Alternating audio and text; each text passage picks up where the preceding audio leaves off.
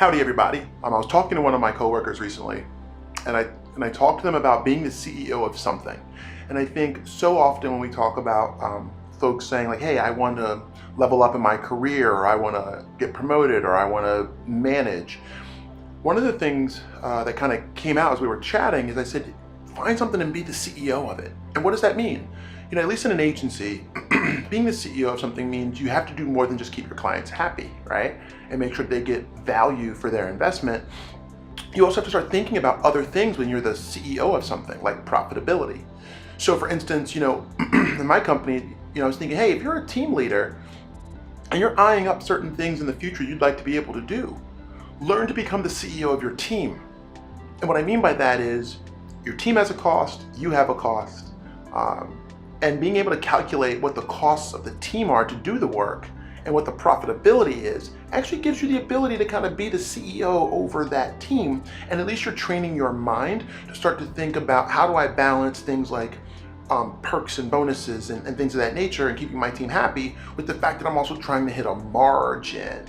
And then as I thought about that for leaders and managers, I then thought, well, you can take that down a level to personally. Like, think about it. You will be setting yourself up so much further than your peers if you think of being the CEO of yourself. What does that mean?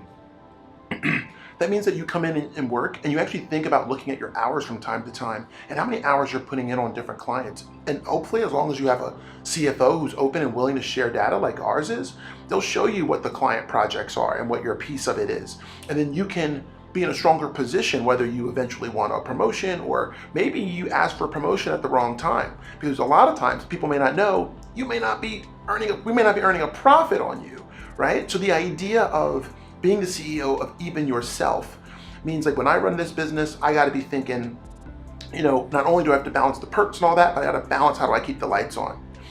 If you're going to be the CEO of yourself, you're just starting to train your mind to think about the constraints of things like profitability. So it's no longer just good enough just to be great to your clients. You also want to be thinking about profitability, longevity, culture, and those things. So hopefully this gives you a dose of some of the stuff to come.